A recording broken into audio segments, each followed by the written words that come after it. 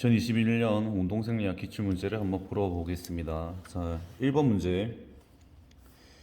보기의 기억에서 리을에 해당하는 용어를 바르게 나열한 것을 보니까 보기를 보면은 자율신경과 이제 체성신경이 나와 있는데 골격근은 우리가 스스로 컨트롤할 수 있는 체성신경이고 자율신경이라는 것은 우리가 이제 의식하지 않아도 일어나는 수축들, 그 몸의 반응들, 그러니까 심장 같은 부분들이 있죠. 내장기관이라든지. 그래서 일단은 1번, 3번을 지킵니다. 그리고 신경계 조절에 의해, 체성신경계 조절에 의해서 수의적이냐, 불수의적이냐. 수의적이란 말은 아까 말씀드린 것처럼 컨트롤이 가능해야 수의적이고, 심장, 내장기관 같은 게 불수의적이거든요. 그러면은 수의적으로 수축을 한다. 정답은 4번이 됩니다. 밑에 것도 한번 볼게요. 걷기와 같은 저강도 운동 중에는 타입 1, 저강도 운동 중에 사용되는 타입 1 같은 경우에는 지구력, 그리고 뭐 접근, 그 다음에 뭐 미오글로빈, 헤모글로빈이 좀 많다. 뭐 이렇게 볼 수 있겠죠. 타입 2 같은 경우에는 백근이고 엄청 파워, 그 다음에 속근. 그러니까 타입 2 같은 경우에는 100m 달리기, 그 다음에 타입 1 같은 경우에는 마라톤 선수들에게 좀 더 많이 있다고 볼 수 있습니다. 자, 이번 문제는 조금 어려웠고 헷갈릴 수도 있는데 점수를 주기 위한 문제였다고 생각을 해요. 일단 안정시와 운동 중 에너지 소비량 측정 및 추정에 관한 설명. 직접 열량 측정법. 열 생산을 측정함으로써 에너지 소비량을 측정한다. 직접적으로 열 생산을 측정하는 거죠. 그러니까 직접 열량 측정법은 맞다. 그리고 2번과 3번, 4번 여기서 좀 헷갈렸을 것 같은데 일단 2번이랑 3번 보기만 잘 봐도 정답을 찾기가 쉬웠을 거예요. 간접 열량 측정 방법은 산소 소비량과 이산화탄소 배출량을 이용하여 에너지 소비량을 추정한다. 근데 밑에 거는 호흡 교환율, 질소 배출량과 산소 소비량. 일단은 이 두 가지가 상반되는 보기죠. 그러면은 2번이든지 3번이든지 둘 중 하나 틀렸을 거란 말이죠.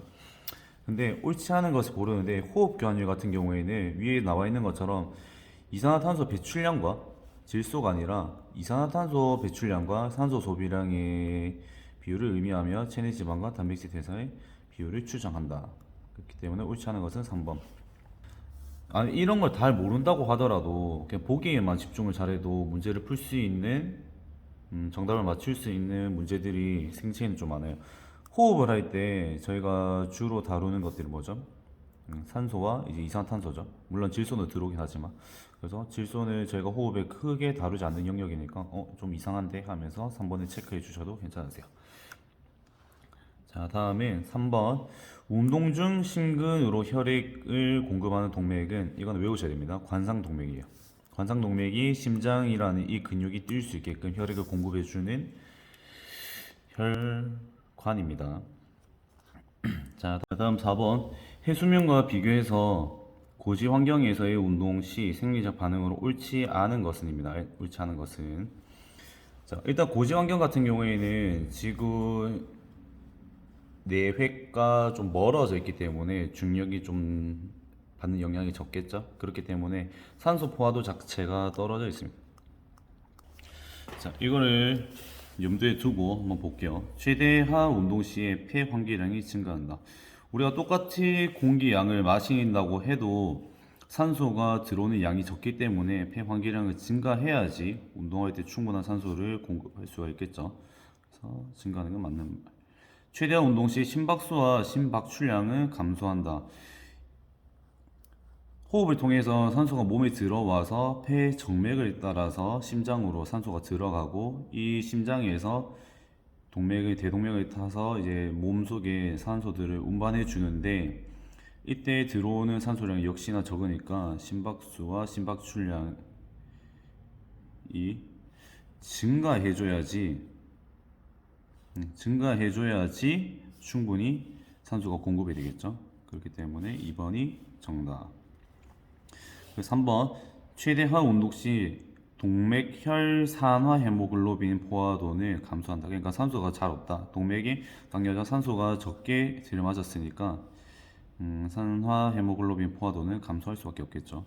4번 무산소 운동 능력보다는 유산소 운동 능력이 더 감소한다. 유산소 운동 능력이 당연히 감소할 수밖에 없습니다. 갑자기 알람이 울려가지고 5번 다시 해드릴게요. 유산소 트레이닝에 의한 골격근의 적응 현상을 옳지 않은 것은 첫 번째, 모세혈관의 밀도 증가, 산소를 잘 운반해주기 위한 도로가 모세혈관이라고 생각하면 되는데 이 모세혈관의 밀도가 증가되겠죠. 계속 트레이닝을 해주면은. 그리고 두 번째, 타입 2 섬유 현장 크기 증가인데 타입 2 같은 경우에는 백근, 속근, 100m 달리기 있기 때문에 무산소 트레이닝에 대한 적응 현상으로 더 옳은 설명입니다. 세 번째는 마이오글로빈의 함유량 증가. 마이오글로빈이 근육 내에서 산소를 운반해주는 친구이기 때문에 당연히 증가하겠죠. 그리고 미토콘드리아는 유산소 시스템으로 들어가기 위한 2장에서 제가 설명드렸던 엄청 유산소 시스템의 중요한 친구이기 때문에 관련된 수와 크기가 당연히 증가하게 됩니다. 그래서 정답은 2번. 자, 다음은 6번. 호흡계는 크게 두 가지인데 하나는 전도 영역과 하나는 호흡 영역입니다.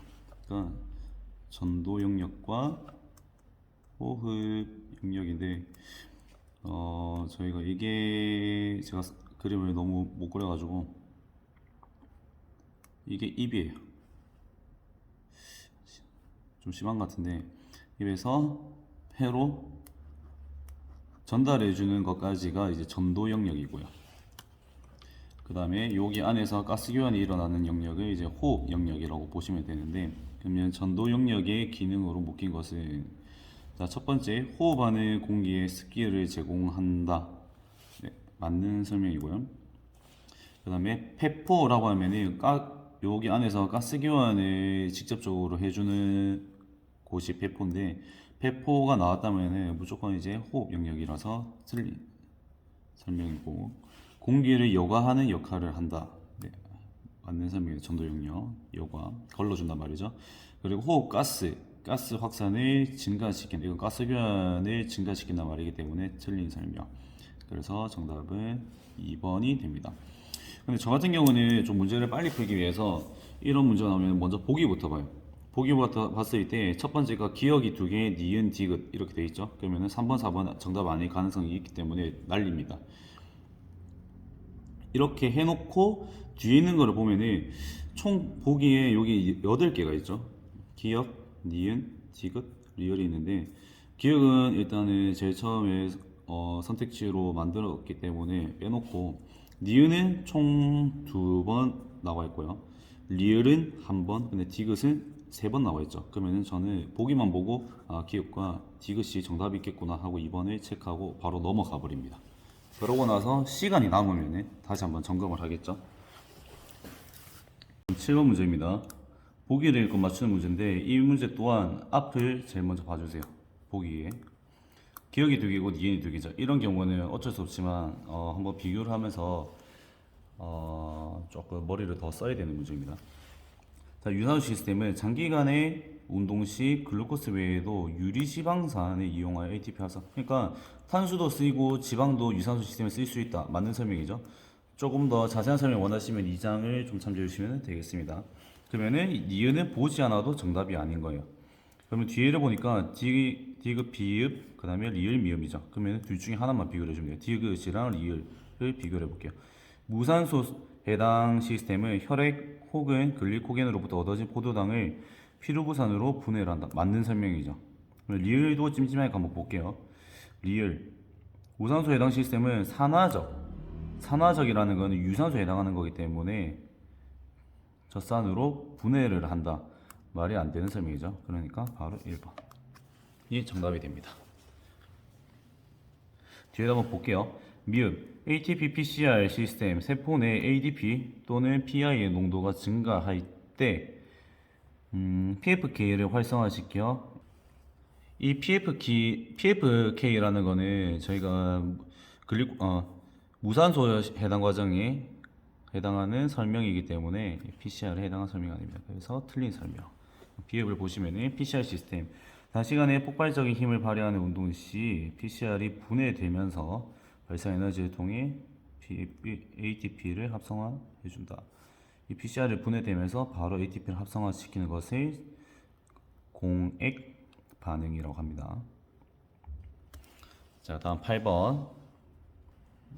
잘 안 보이실 수도 있는데 일단 호르몬에 관한 문제거든요. 호르몬 관한 문제인데 이건 어쩔 수 없이 최대한 쉽게 외워 주셔야 되세요. 볼게요. 신체 활동을 통해 골 형성을 자극하는 활동 부족으로 근손실을 자극하는 칼슘 조절 호르몬의 역할에 대한 설명이다.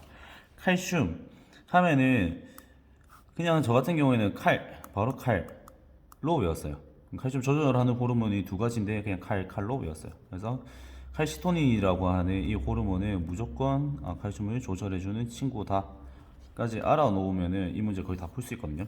자, 일단 칼시토닌이 나와 있는 게 3번밖에 없죠. 그럼 바로 3번 이렇게 체크해 주셔도 되고, 전혀 이거를 모르겠다 하면은 인슐린이랑 글루카곤의 혈당에 반응하는 거거든요. 그래서 인슐린이 제대로 안 잡혀버리면은 이게 당뇨병으로 되는 거고요. 그래서 이 인슐린과 이제 글루카곤의 이 혈당을 이제 주거니 받거니 하면서 작용하는 호르몬이기 때문에 1번, 4번은 제껴두고 2번과 3번 안에서 겐토를 때리시면은 정답 50% 확률을 맞출 수가 있겠죠. 일단 저 같은 경우는 칼슘 하면은 칼시토닌으로 했기 때문에 바로 3번. 그래서 이 칼시토닌은 혈중 칼슘 농도가 증가하면은 뼈의 칼슘 방출을 감소하고, 부갑상선 호르몬은 혈중 칼슘 농도가 감소한 뼈의 칼슘 방출을 증가시킵니다. 이거는 그냥 외워주시면 되세요. 자, 다음 9번. 근섬유 및 근원섬유에 관한 설명으로 옳은 것은, 이거는 제가 사진을 보여드려야지 설명이 좀 더 잘 될 것 같아서 사진을 하나 프린트 해왔는데, 일단 보시면 근외막, 이게 근육이고요. 이 근육을 싸고 있는 게 근외막, 그 다음에 근육의 조금 하나 낮은 단위가 근속, 그리고 싸고 있는 게 근다발막, 그 다음에 근섬유, 근육세포죠. 이거를 싸고 있는 게 근내막, 그 안에 근원섬유라고 하는 이 세이크로미어가 있는데, 이 세이크로미어는 제가 뭐 액틴이나 미오신이라고 하는, 요즘 티틴도 많이 설명하더라고요. 걔네들이 안에 갇혀져 있고 실제적으로 수축기관이 만들어지는 곳입니다. 근원섬유가.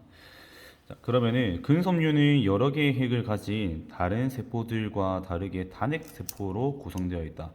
딱 봐도 너무 많죠, 핵이. 그래서 절대 틀린 설명이고요. 두 번째, 근섬유는 결합 조직이 근내막으로 쌓여 있다. 근섬유는 근내막으로 쌓여 있죠. 그래서 2번이 정답이 됩니다. 근원섬유는 근세포라 불리며 가는세사와 굵은세사로 구성된다. 가는세사와 굵은세사로 구성되는 게 근원섬유는 맞지만 이 근세포는 근육세포로 근섬유입니다. 좀 헷갈리죠? 근원섬유, 근섬유, 근속근육. 그래서 틀린 설명. 자, 4번. 근원섬유의 막 주위에 위성세포가 존재한다. 이 위성세포는 잘 다루지 않기 때문에 헷갈릴 수 있는데, 여기 요 친구들 보이죠? 보라 색깔. 요 놈들이 이제 위성세포고요. 근원섬유의 막이 아니라 근내막, 아니면 근섬유의 막 주위에 위성세포가 존재한다고 보시면 됩니다. 그래서 정답은 2번. 자, 10번. 골격근의 수축 형태와 기능에 관한 설명으로 옳은 것은 2020년 11번 문제로 기억하고 있습니다. 일단 보면은 단축성 수축이 나오고요, 신장수 수축이 나오는데, 이 두 가지는 제가 똑같이 그래프를 한번 그려 드렸었는데, 여기가 속도가 0이에요. 그래서 양쪽 끝으로 양쪽 끝으로 갈수록 속도가 점점 더 빨라진다고 생각하시면 되고, 여기는 신장성 수축이고 여기는 단축성 수축입니다. 그래프를 이렇게 그려놓고 문제를 보면 엄청 쉽게 풀 수 있습니다. 일단 단축성 수축은 저희가 덤벨을 들어 올릴 때를 말하는 거죠. 동적 수축, 움직이는 거니까. 속도가 빠를수록 더 큰 힘이 생성된다. 이거 아까 Y축 설명 안 드렸는데 Y축은 힘입니다. 그러면은 단축성 수축이 속도가 빠를수록 어떻게 되죠? 여기보다 힘이 더 약해지죠. 그래서 큰 힘이 생성되는 게 아닙니다. 자, 2번 단축성 수축은 근절의 길이가 짧아지는 수축이며 근절의 길이가 최소 1대 최대 힘이 생성된다. 근절의 길이가 최소 1대가 아니라 적정 길이일 때 최대 힘이 생성이 됩니다. 근절의 길이가 최소이거나 너무 늘어나 있어도 힘을 충분히 생성하지 못하거든요. 자, 틀린 설명이고 3번 신장성 수축은 정적 수축이 아니죠. 움직이죠. 덤벨을 올렸다가 내려놓는 우리가 흔히 말하는 이완이라고 하는 게 신장성 수축이기 때문에 정적 수축이 아닙니다. 그리고 4번 동일 근육에서의 신장성 수축은 단축성 수축에 비해 같은 속도에서 더 큰 힘이 생성된다. 만약에 같은 속도라고 하면은 이렇게 될 건데 신장성 수축은 단축성 수축에 비해 같은 속도에서 더 큰 힘이 생성이 된다. 맞는 설명이죠. 그래서 정답은 4번입니다. 자, 이 11번 문제가 조금 어려웠을 것 같아요. 요즘 심전도 문제가 좀 잘 나오는데 일단 심전도를 보기 이전에 심장의 구조를 한번 볼게요. 자, 심장의 4개의 방으로 이루어져 있는데 이 4개의 방이 이제 방실 그래서 이렇게 외웠어요. 방실. 그러면은 위에 있는 친구들은 심방이 되겠고요. 밑에 있는 친구들은 심실이 되겠죠. 근데 저희가 봤을 때 기준이 아니라 여기에 사람이 서 있다고, 사람이 저희와 마주보고 서 있다고 생각했을 때는 여기가 좌측이 되겠죠. 좌심방, 좌심실, 우심방, 우심실이 됩니다. 심전도라는 것은 동방결절이라는 곳에서 먼저 시작하는데 동방결절에서 시작해 방실결절로 전달이 되고 이 방실결절이 심실을 둘러싸는 방실다발로 연결이 되어서 끝에 퍼킨제 섬유로 이어집니다. 근데 이게 최근에는 푸르킨예 섬유 이런 식으로도 부르더라고요. 그래서 심전도 할 때 뭐 퍼, 푸 이런 거 나오면 요 라인을 말하는 거구나 라고 생각하시면 됩니다. 그래서 정기적 자극이 동방결절을 통해 방시결절, 방시다발, 그 다음에 퍼킨제 섬유를 통해서 이 심장의 근육이 수축시킬 수 있는 신호를 전달해 주는데 이때 PQRST라고 하는 저희가 이제 의학 드라마 같은 데 보면은 이제 심장에서 뭐 이런 거 보셨죠? 이런 거 이거를 이제 PQRST 하라고 하는데 먼저 이게 핍하고요. 내려왔다가 올라왔다가 이렇게 되는데 제가 그림을 너무 못 그려가지고 죄송합니다. 여기가 피파, 그 다음에 PQRST인데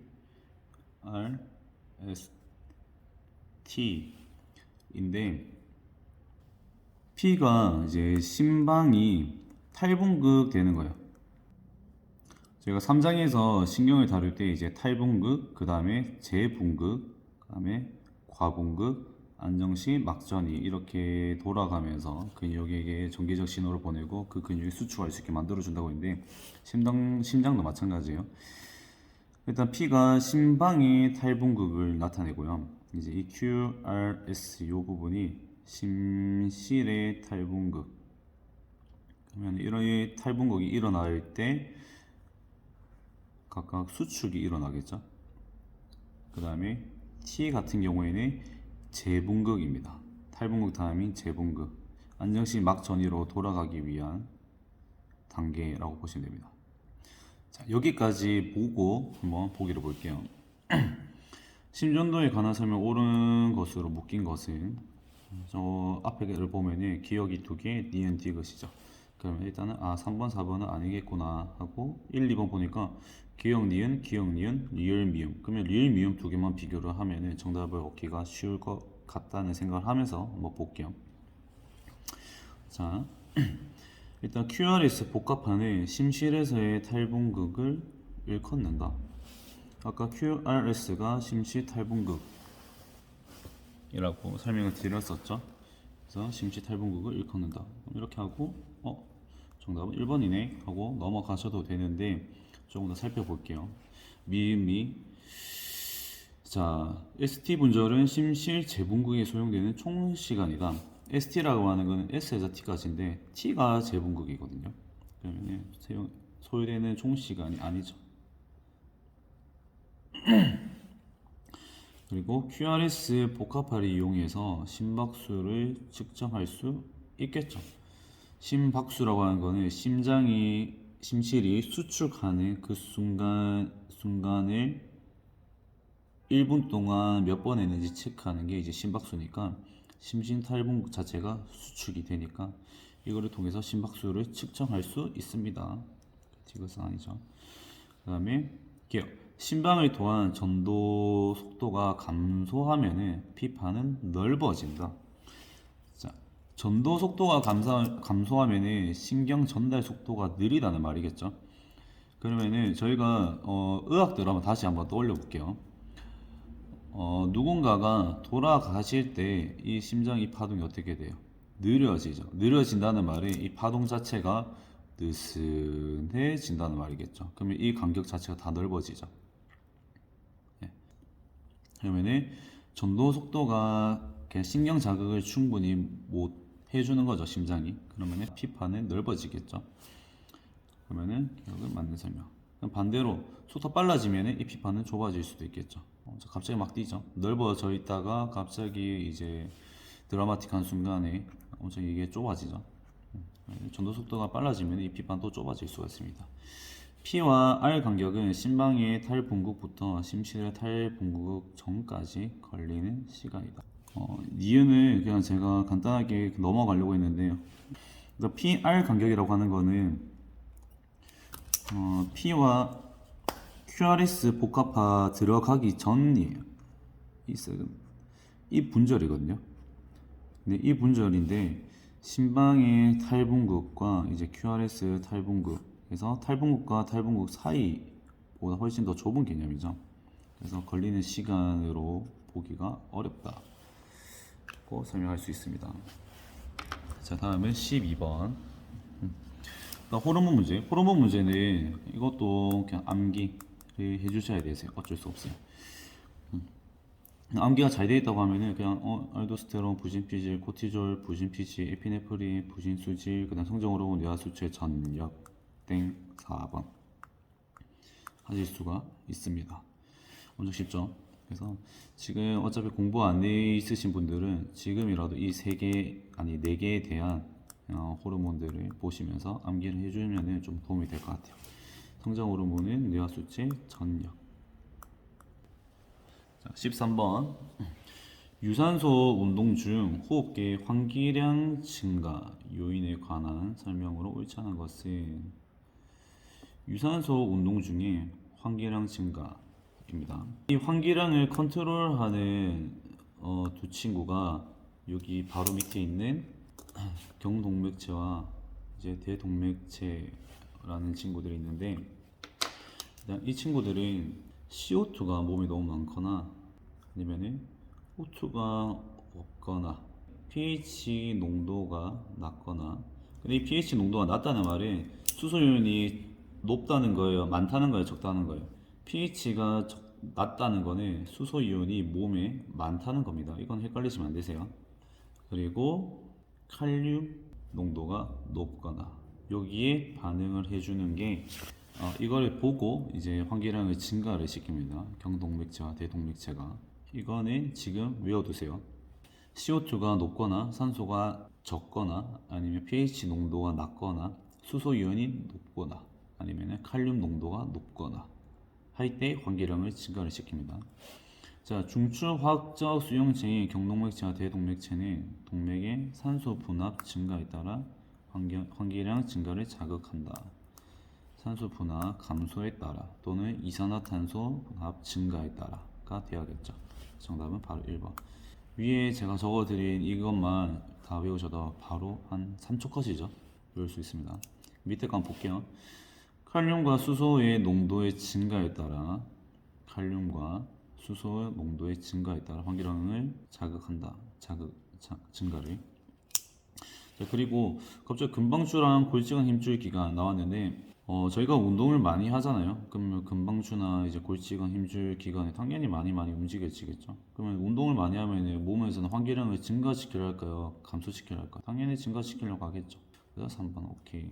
또 사용된 근육의 운동 단위 증가. 운동 단위가 증가했다는 말에 운동을 좀 더 많이 한다는 말이겠죠. 그럼 당연히 몸에서 어떻게 해요? 환기량을 증가시키기 위한 노력을 하겠죠. 그래서 이것도 맞는 설명입니다. 자, 14번 문제. 신경세포 활동 전이의 단계. 이거는 3장에서 제가 설명을 드렸던 건데, 이걸 어떻게 하면 조금 더 쉽게 설명을 드릴 수 있을까를 생각해 보다가, 저희 세포 내에 있는 게 뭐죠? 칼륨, K죠? K를 저는 코리아라고 한번 해봤습니다. 코리아. 그리고 밖에 있는 게 뭐죠? 나트륨이죠. 나트륨을 노스 아메리카 뭐죠? USA를 떠올리면 되겠죠. 이렇게 떠올리니까 조금 더 쉽게 설명이 될 것 같더라고요. 저희가 전쟁이 났을 때 미군이 우리한테 먼저 도움을 주러 왔었죠. 먼저 밖에 있는 노스 아메리카가 코리아로 들어옵니다. 그러고 나중에 시간이 좀 지나서 얘네들이 이제 베트남이랑 전쟁을 할 때 한국이 또 이제 파병을 갔었죠. 그 두 번째 코리아들이 나갑니다. 하여튼 이렇게 수순이 되는데 이동이 하지 않은 이 순간을 안정시 막전이라고 하고요. 미군이 들어와주는 이 순간을 이제 탈분극이라고 합니다. 탈분극이 되고 그 다음에 코리아가 이제 파병을 나가는 것을 재분극이라고 합니다. 재분극. 이라고 하고 이 재분극이 코리아가 파병을 예를 들어서 노스 아메리카가 우리한테 100명의 군대를 지원해 줬는데 코리아가 이제 100명만 또 보내주면 되잖아요. 근데 100명만 보내는 게 아니고 좀 약간 아부성으로 한 10명 정도를 더 보내주는 거예요. 이 과했죠. 이거를 과분극이라고 합니다. 이렇게 됩니다.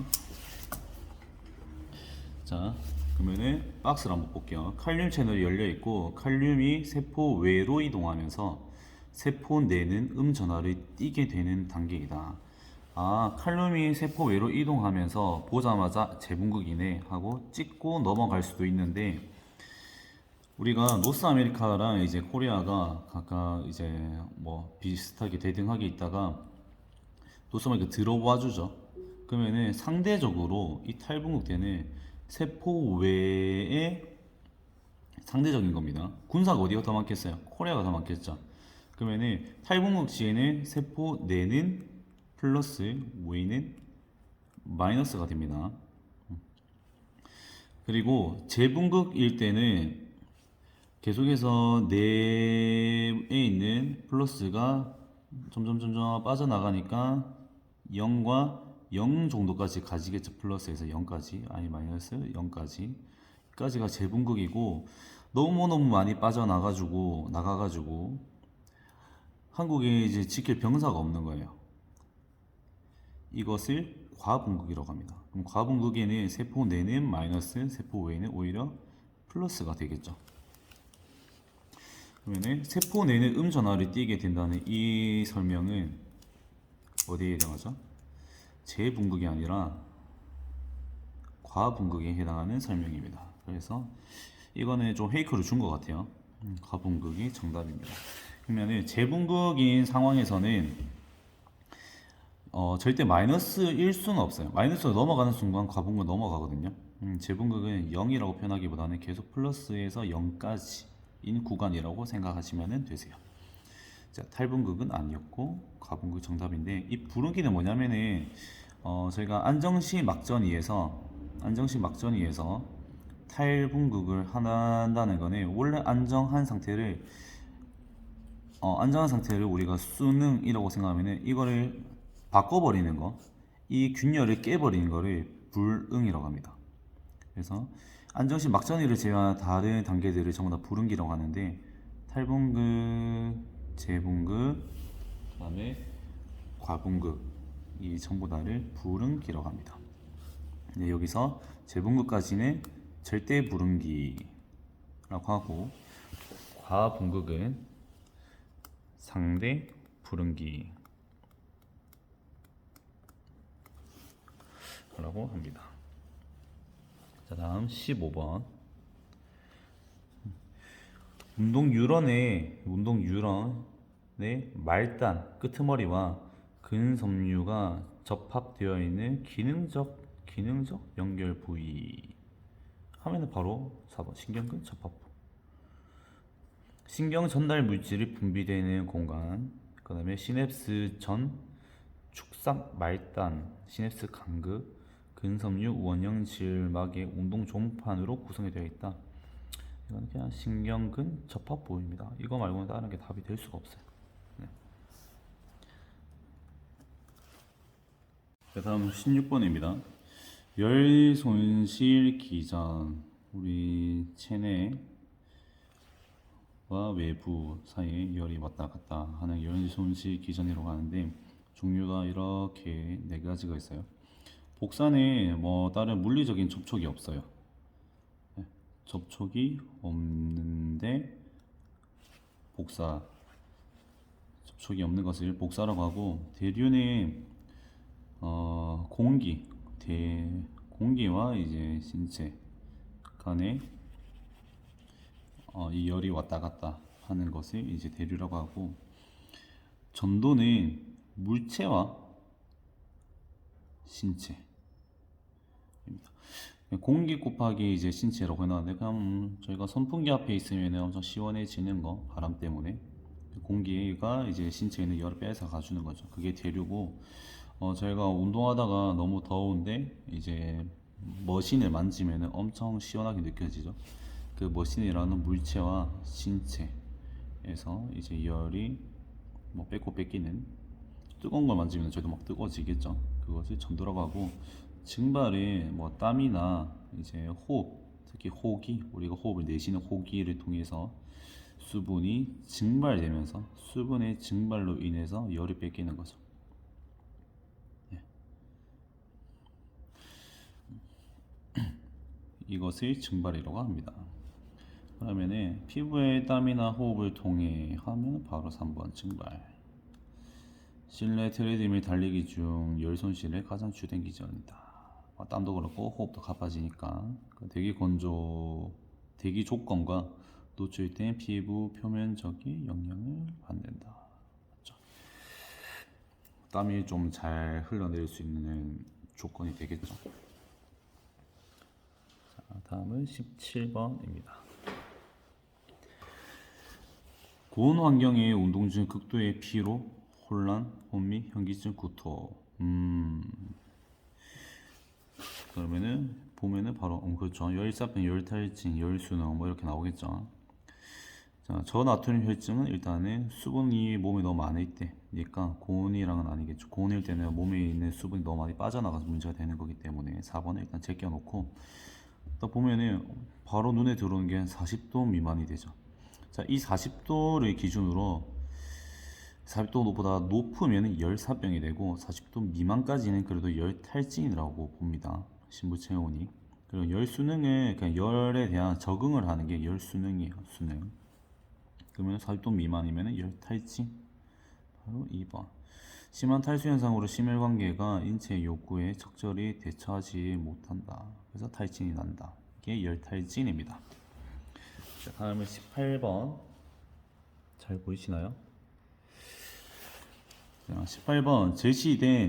이 보기에서 제시된 감각 운동 신경계의 인체의 운동 반응 조절 과정인데, 자, 보면은 기역과 미역 이렇게 되어 있죠. 그러면은 이 두 개를 일단 먼저 비교를 해볼게요. 조절 과정이니까 이 둘 중에 뭐가 더 빠른지 보면 되겠죠.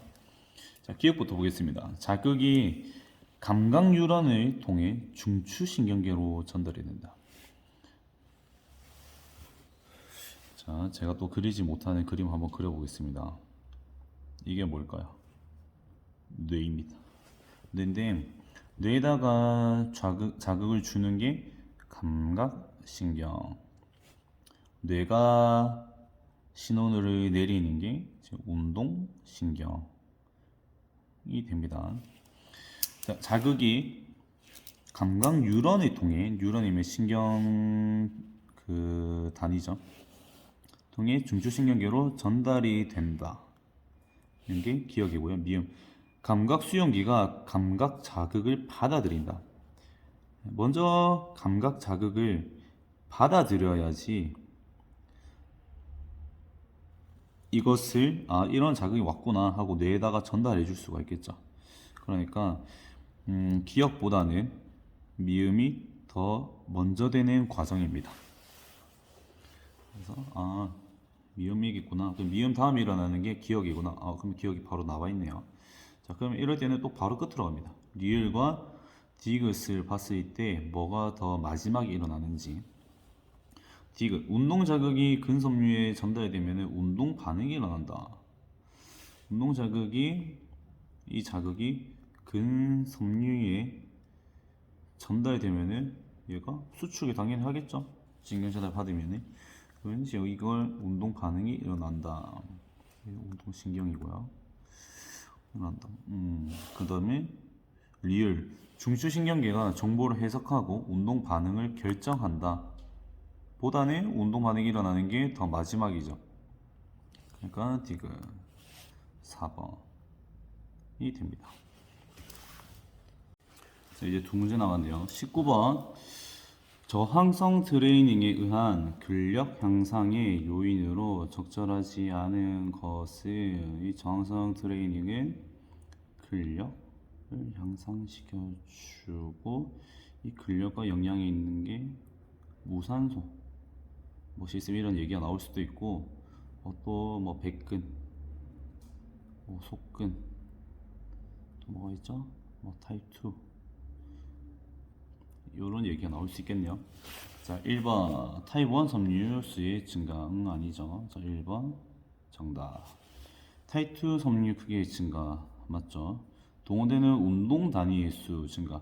자, 타입 1과 타입 2가 있는데, 운동 단위라는 거는 신경 하나가 몇 개의 근섬유를 컨트롤할 수 있는지거든요. 그러면은 더 큰 힘을 내려면 동시 수축되는 근섬유의 수가 많아야겠죠. 자, 다시 이것도 제가 처음에 이해를 할 때 엄청 어려웠기 때문에 제가 한번 설명해 볼게요. 자, A 신경은 한 번에 컨트롤할 수 있는 게 A 다시 A 다시 다시 A 다시 다시 다시 인데, B는 B 다시 B 다시 다시 B 이렇게 다섯 개가 다섯 개가 있어요.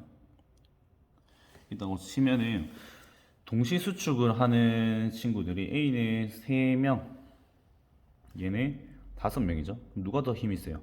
얘가 당연히 힘이 더 세겠죠. 근데 이 힘이 센 근섬유는 타입 1이에요, 타입 2예요? 타입 2죠. 얘는 타입 1이고요. 그래서 이 신경 하나가 몇 개의 근육 섬유를 컨트롤할 수 있는지가 운동 단위라는 것입니다. 그럼 운동 단위가 클수록 큰 힘을 내고, 운동 단위가 작을수록 큰 힘을 내지는 못하지만 이런 손가락 움직임 같은 섬세한 움직임이 가능하겠죠. 그래서 동원되는 운동 단위 수의 증가가 되는 것이 맞는 설명입니다. 자, 그리고 동원되는 크로스 브릿지 십자형교, 이게 액틴이나 마이오신, 이게 좀 더 액틴이나 마이오신은 말인데, 이 액틴이나 마이오신의 수가 증가가 되면서 당기는 힘이 훨씬 더 세진다는 말입니다. 자, 정답은 1번. 자, 마지막 문제. 자, 고강도 운동 시 심박출량 증가 요인을 올시하는 것은, 자, 심박출량이라는 것은 심박수와 1회 박출량의 곱입니다. 심박수는 뭐예요? 1분 동안 심장이 몇 번 수축했는지인데, 이 1회 박출량은 심장이 한 번 수축할 때 나오는 혈액의 양입니다. 그러면은 한 번 수축할 때 나오는 혈액의 양을 몇 번 수축했는지를 곱해주면은 1분 동안 심장에서 나온 혈액의 양을 알 수가 있겠죠. 그래서 심박출량의 HR 곱하기 SV인데 이 심박출량이 증가하려면은 얘가 높아지든 둘 다 높아지든 해야겠죠. 그런 것들을 찾으면 됩니다. 이게 피네프린이 뭐죠? 이 피네프린이라는 것은 아드레날린이라고 하는 우리가 이제 교감신경이 활성화되면서 나오는 호르몬인데 당연히 이제 아드레날린 나오면 저희 입장에서는 흥분성이구나. 흥분하면 심박수 올라가요, 내려가요? 당연히 올라가겠죠. 그 심박수 증가하니까 맞다. 두 번째, 활동근의 근육 펌프 작용에 따른 정맥 회기량의 증가. 이 정맥 회기라는 것은 정맥을 통해서 심장을 들어오는 혈액의 양이라는 건데, 그러려면 이 SV에 영향을 줄 수 있는 게 전부하와 이제 후부하인데요. 이 설명은 제가 6장에 설명해놨으니까 6장을 보시면 좀 도움이 될 것 같아요. 여기서 간단하게 할게요. 이 전부하는 심실을 채우는 능력입니다. 물 풍선이 요만한데 얘를 가득 채울수록 한 번에 수축하는 양 자체가 많아지겠죠. 그러니까 정맥 회기량이 증가가 되면 얘를 가득 채울 수가 있기 때문에 이 SV를 향상시킬 수 있는 요인이 되는 것이죠. 세 번째, 교감신경계 활성에 따른 심실 수축력 증가. 운동을 할 때 교감신경계의 활성을 해주는 게 당연하고 이걸로 인해서 이제 심실 수축력이 증가가 되는 거죠. 그리고 마지막 부교감신경의 활성에 따른 심박수 증가. 일단 부교감신경과 교감신경의 자율신경계에 속해 있는데 교감신경은 운동할 때 활성화되는 거고요. 얘는 쉽게 생각해 잘 때, 쉴 때입니다. 쉴 때는 심장이 안정되나요? 빨라지나요? 당연히 안정되겠죠. 그래서 4번은 틀린 설명. 1, 2, 3번이 다 헷갈린다고 해도 절대적으로 4번이 아니기 때문에 이 교감신경과 부교감신경에 대해서만 잘 인지하고 계시고 숙지하고 계셔도 맞출 수 있는 문제였습니다. 일단 2021년 생리학은 그렇게 어렵진 않았는데 제가 계속 보다 보니까 2021년 생체 운동 생리학 문제가 그 이전에 뭐 2019년, 2018년 아니면 뭐 2020년 건운사 생리학에 나온 문제를 조금 보기만 바꿔서 재탕하는 느낌이더라고요. 그래서 올해가 2022년이니까 그 전에 2021년, 2020년, 2019년에 기출되었던 건운사 문제를 보시면은 훨씬 더 도움이 되지 않을까 생각을 해봅니다. 일단 이론이라든지 다른 기출 문제를 먼저 보시고 시간이 남으신 분들에 한해서 건운사에 나온 이 문제들을 전부 다 이해하기보다는 그냥 문제와 이제 정답 이 정도만 익혀두시면 문제를 엄청 쉽게 풀 수 있을 것 같습니다. 감사합니다.